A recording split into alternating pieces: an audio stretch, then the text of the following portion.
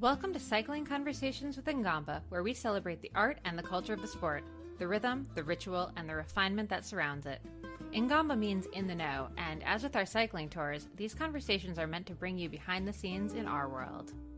This is a space for when sport meets elevated living, where a former pro racer dissects the brutality of racing a classic, followed by a cycling CEO sharing their favorite spot for a post-ride Negroni. Along the way is our creative director and award-winning cycling photographer James Startt, who joins me, Molly Hurford, to unpack the cultural currents shaping the sport and the destinations that make it so beautiful. To learn more about our award-winning bike tours and to join us, visit inGamba.pro or the link in the show notes.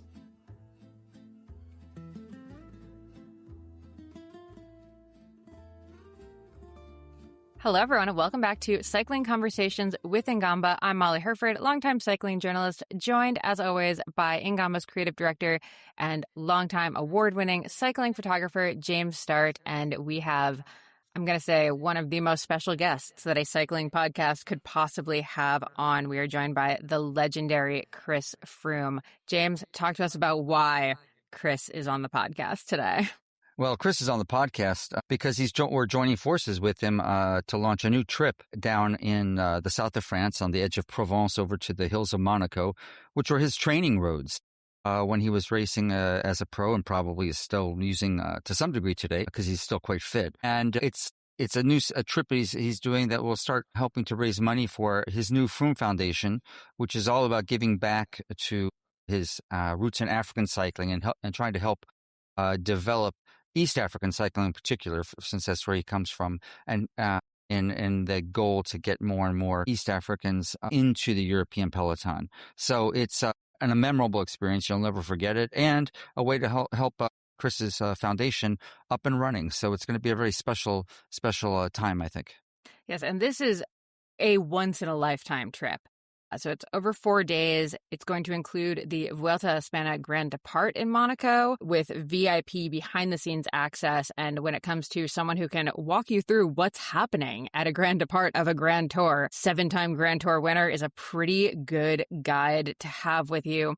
This is only a couple weeks away, 3 weeks away. It starts August 20th, and there are still a couple slots available. So if you're interested, we are including a link in the show notes, an expression of interest form. You can get in touch, and this is not one to miss. This is, if you love cycling, this is the trip of a lifetime. Absolutely, a trip of a lifetime. We're going to be in some amazing locations as well, and each singular in their own way. We'll be on the edge of French Provence, and then we have to actually take a helicopter back to Monaco after our ride to get us there in time. So it's going to be inGamba is known for, just this amazing support that we give. It's one of the key things you see in every one of our feedback reports, but this is taking it to a completely different level. Helicopter to Monaco, you simply cannot beat that. And in this episode, we're not just talking about the trip and where Chris is at now. We also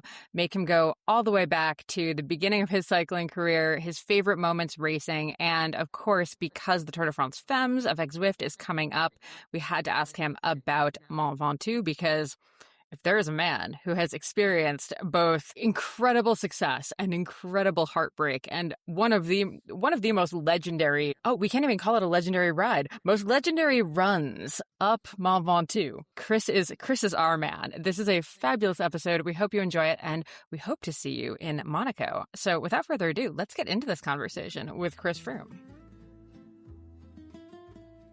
All right. Hello, everyone. Welcome back to Cycling Conversations with inGamba. I'm Molly Hurford, joined by, of course, James Startt, creative director at inGamba, and, oh my gosh, amazing, fantastic guest today. We have Chris Froome, 4-time Tour de France champion, 7-time Grand Tour champion, recently retired, and I feel like I'm so curious. Chris, how was the tour this year with what you were doing with Skoda and just being on the ground every day? Hey, Molly. Yeah, that was awesome. I actually just thoroughly enjoyed being at the Tour de France this year with a completely different role than I've ever been at a tour before. Being there, I mean, the best way to describe it, it really did take me back to my childhood as a teenager. And when I first fell in love with the Tour de France, it was really getting the VIP access and the special sort of access to the race on top of it, which just made it so special. So my role with Skoda was basically to take guests out on a early morning ride every morning at 6:30. Sometimes it would be on the race route. Sometimes it would just be in the area where we were staying.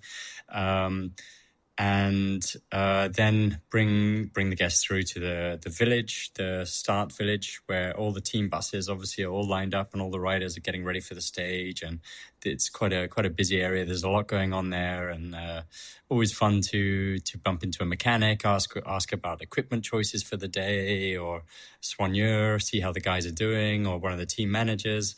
So it's quite a fun sort of being back in that bubble again, but from a different perspective, obviously.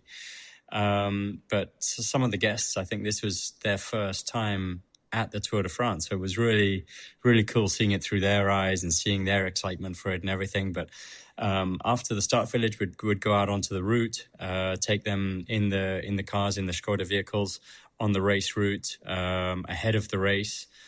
We'd get ahead, we'd stop for a picnic, watch the race come by, get the guests to the finish, watch the finish, and then a whole evening program as well, where it was just basically telling stories, especially about the area that we'd been in, and just a fun event, really. And rinse and repeat, just new guests every day. And so 21 days of that. So it was pretty full on, as we mentioned earlier. But physically, nothing like riding the Tour de France, but mentally pretty exhausting.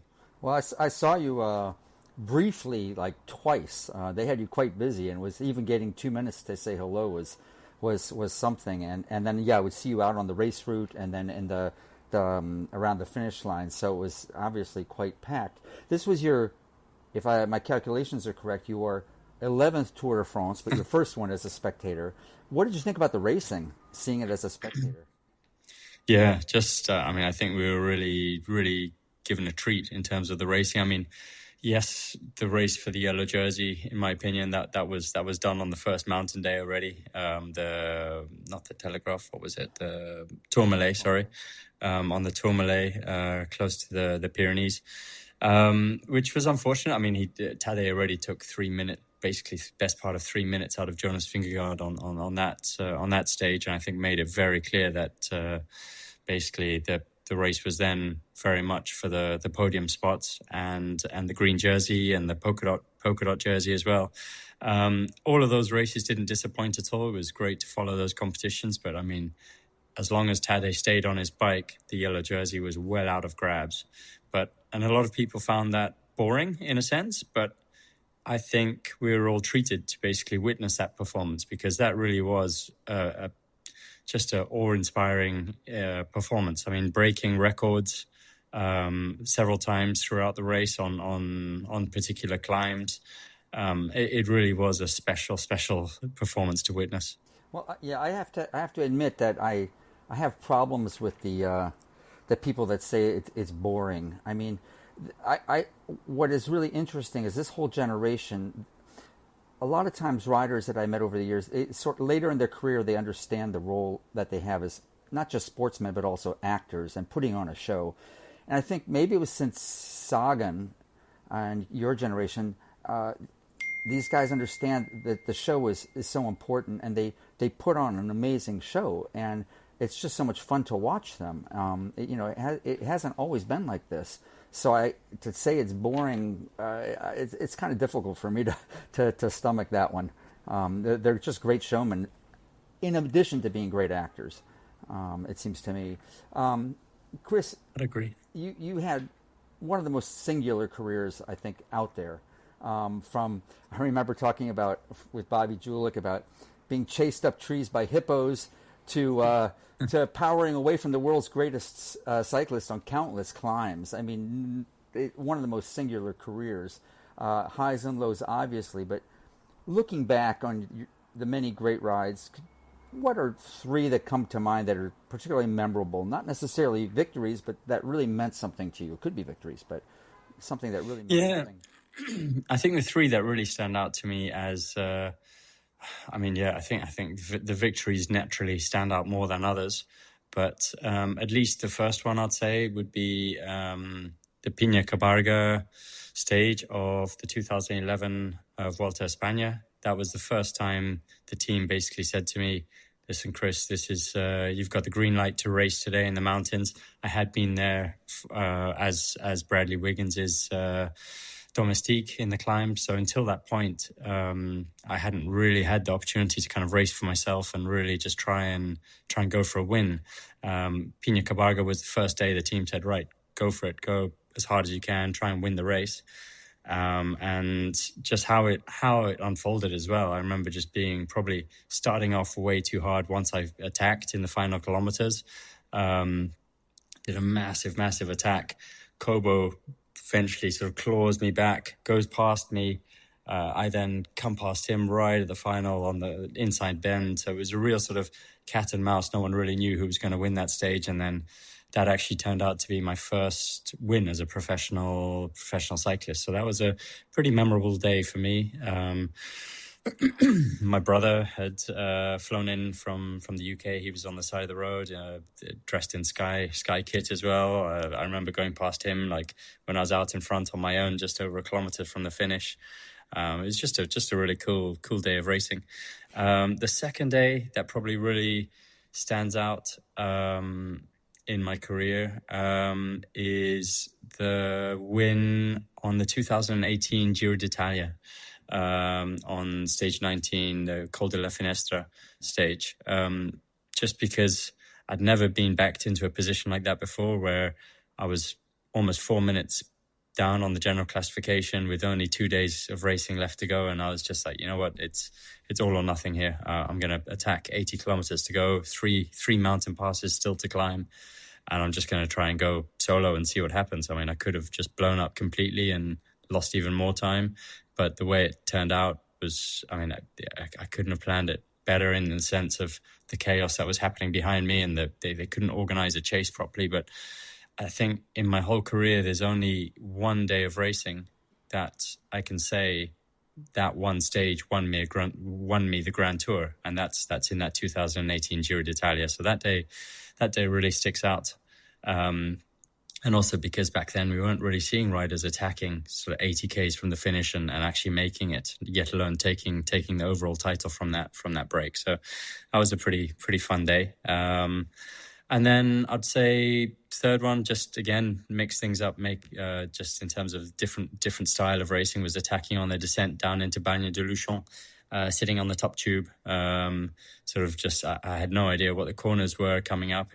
I didn't know that descent at all. So I was being guided by Nicolas Portal, bless him, from the car behind, and just having full trust in him, basically, in how to take the corners at what kind of speed. And that descent was enough to put me into the yellow jersey in the 2016 Tour de France. Yeah, I remember the Finestra, especially because it was something out of, it was like, taking us back to the years of Fausto Coppi and those kinds of attacks. It was just something we hadn't seen for so long, and it was so... For decades. Yeah, it was, I mean, you had your back up against the wall for so much of that Giro, and then to pop that ride was that's really one of the great exploits. And then I remember the Paris Tour. I believe he'd already attacked. Was it the same year you attacked with Sagan coming into Montpellier? Correct.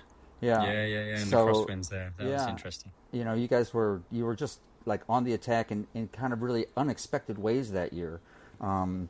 That was really inspiring, I thought. And then there was another place that is, I think, unforgettable for you. And because the women's tour will be soon going up the Mont Ventoux, and inGamba has so many of our trips around the Mont Ventoux in Provence, I wanted to touch on that since it was home to one of your great victories in 2013, and obviously one of your worst days ever on a bike. I mean, you're much more known for that incredible crash into the back of the motor with Richie, I believe. When you think back about that, what do you remember? I mean, like... Yeah. I mean, obviously in the moment it was absolute chaos, but now at least I can have a little bit of a laugh about it. And once you see all the memes as well and things floating around about it. But no, I mean, it was just a moment of absolute panic. We were just over a kilometer from the finish. We had broken away from the peloton behind us, thinking about basically between the three of us, like how to race in the final kilometer.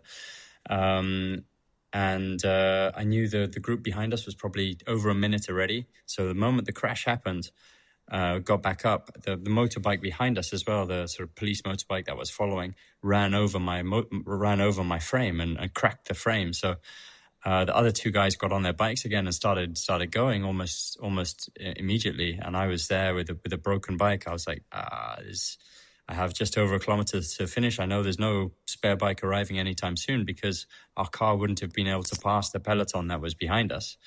We were only 1 minute ahead. And I remember just thinking, well, I'm not going to get a bike anytime soon. I'm not just going to stand here. And it was chaos. There were just fans everywhere. I was like, best thing to do is just get closer to the finish. So it's just like, but all this thought process probably only took me about a second and a half, 2 seconds. And it was just like, run, like just keep going forwards and keep heading towards the finish line. I think, if anything, I think it just showed how much that race meant to me and how much basically I was prepared to do anything just to keep that yellow jersey on my shoulders in that instant. And whether it meant running in cycling shoes for the rest of the way to the finish line. I'm a cyclocross person, and I will fully admit that prior to that moment, I liked you as a bike racer. But in that moment, you became my favorite in the men's peloton because you were running. And I know the same applied to a lot of cyclocrossers. So we really, doffed our caps to you for that one. I appreciate that. Thanks, Molly.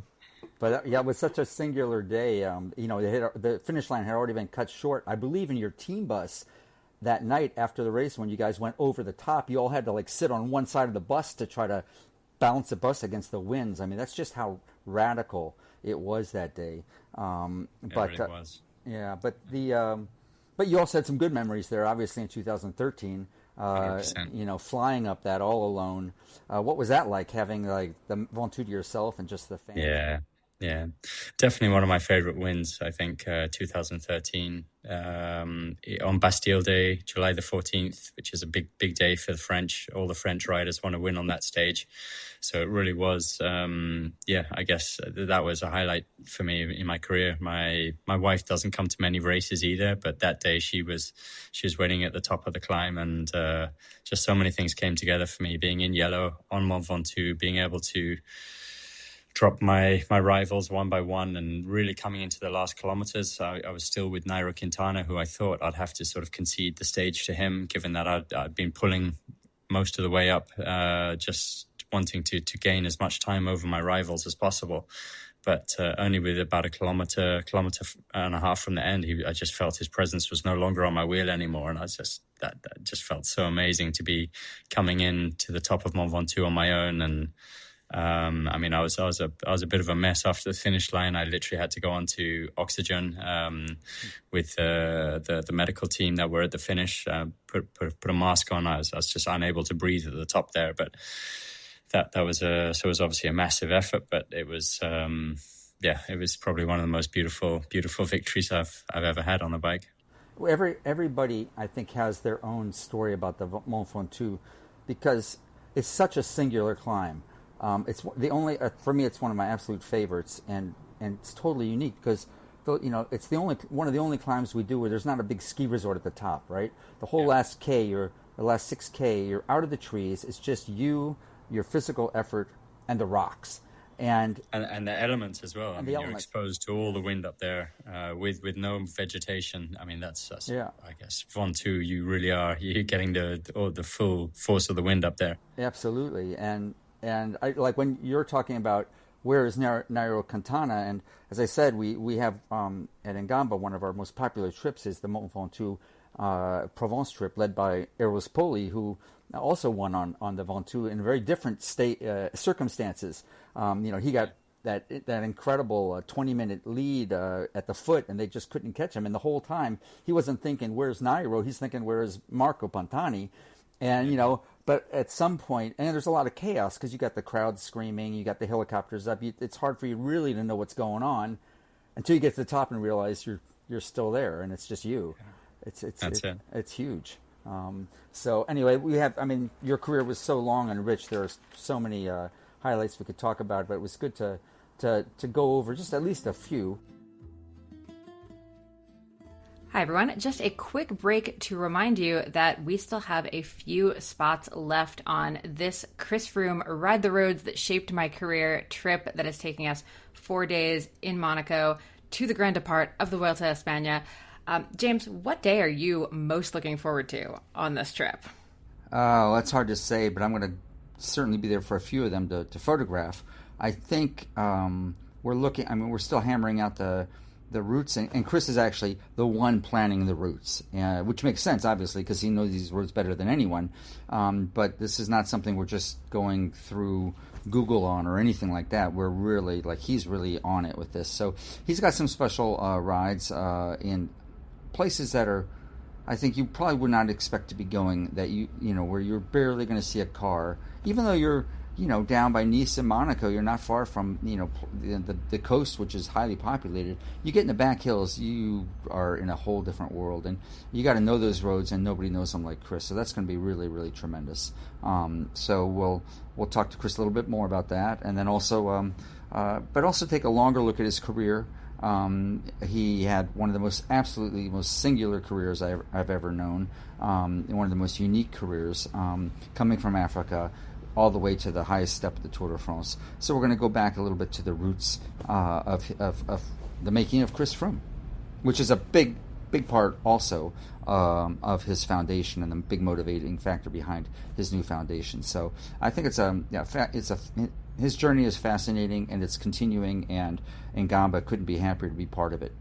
Yes, and this trip is going to be fabulous. So if you want to support the Froome Foundation and ride some of the coolest roads and hear some of the greatest stories from one of cycling's greatest legends, the dates again are August 20th to 23rd, and there are still a couple spots available. We will leave a link in the show notes, or just head to ingamba.pro to learn more. All right, let's get back into our conversation with Chris. All right. So actually, at the beginning of our conversation here, you kind of mentioned how it felt when you were watching the tour as a kid, and kind of being back at this year's tour, you got to actually experience it as a fan. You grew up in Kenya. You were watching it. Do you remember the first bike race you watched as a kid, and when you first realized what the bike could give you as a life? Yeah, I honestly, it was come much later than most people would imagine. It was probably at the age of 16-ish, I think, while I was in boarding school in Johannesburg.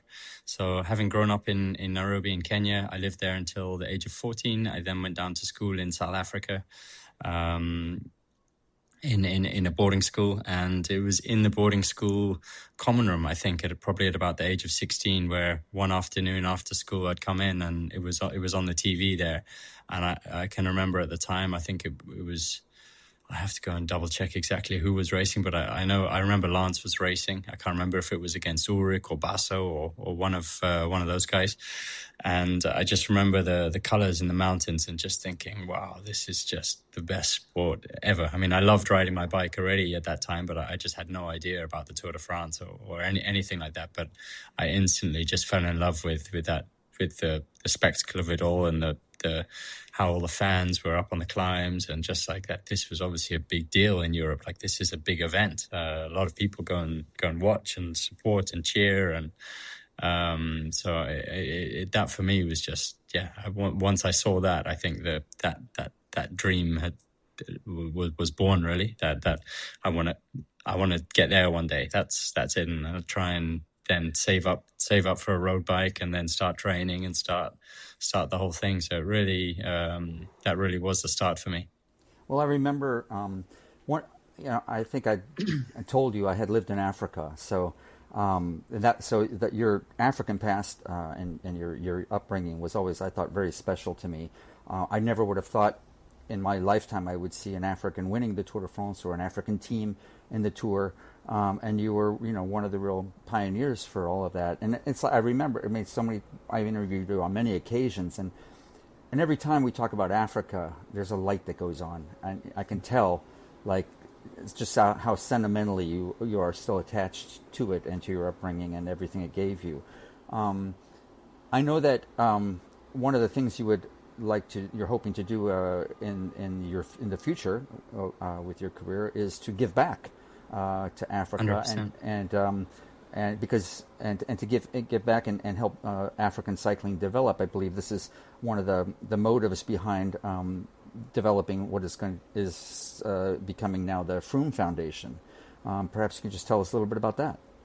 Yeah, definitely. I mean, I think just taking a step back, I mean, looking at, I've spent the last 20 years basically in the pro peloton.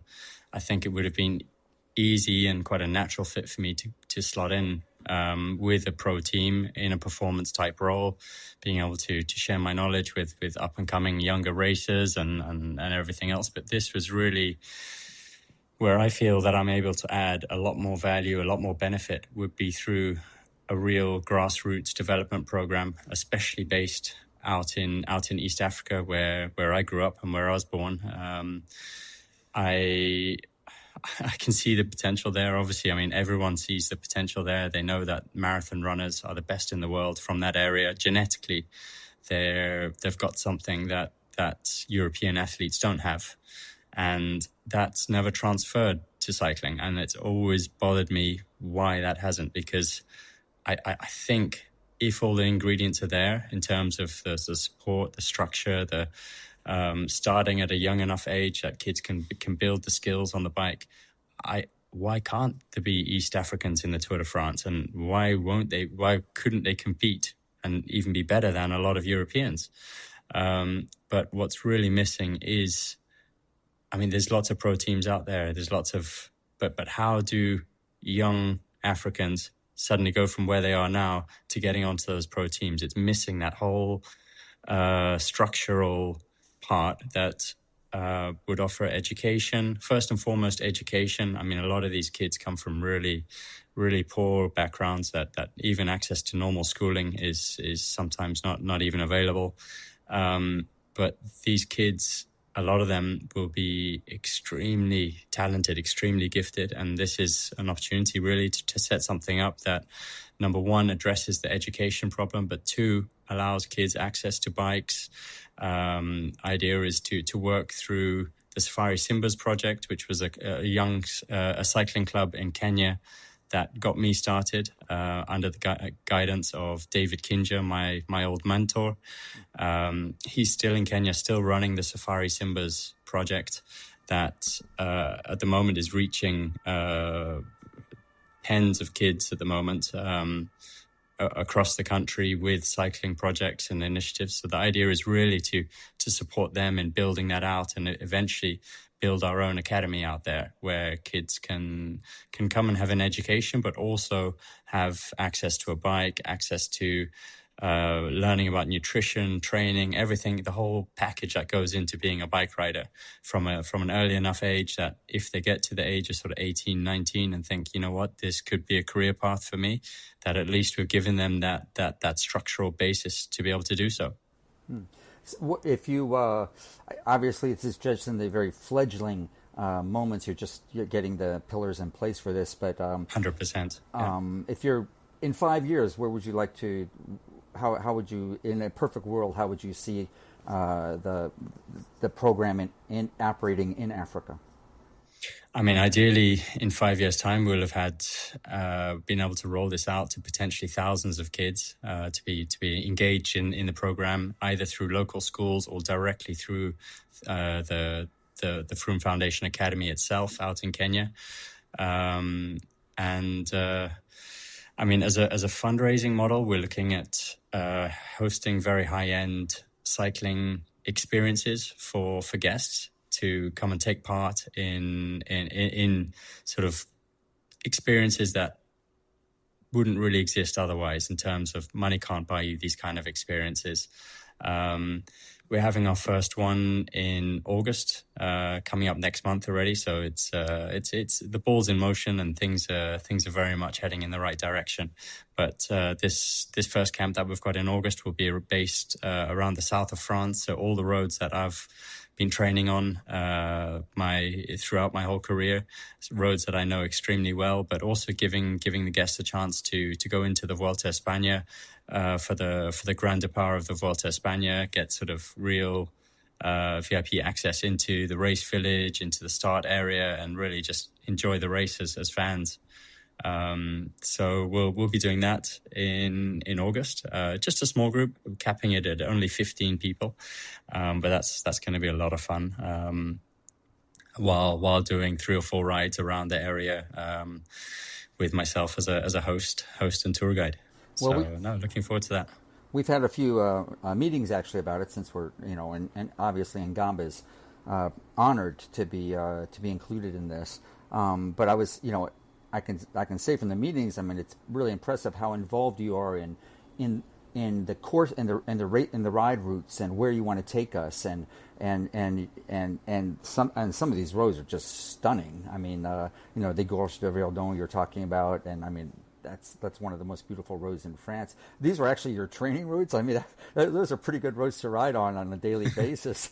But yeah, I mean, those I'd have to go a little bit. It'd definitely be a 200 plus kilometer day. Those days up in the Gorge de Verdon, but we'll be staying a little bit closer, so it's obviously not that far away for the guests that we'll be taking there in August.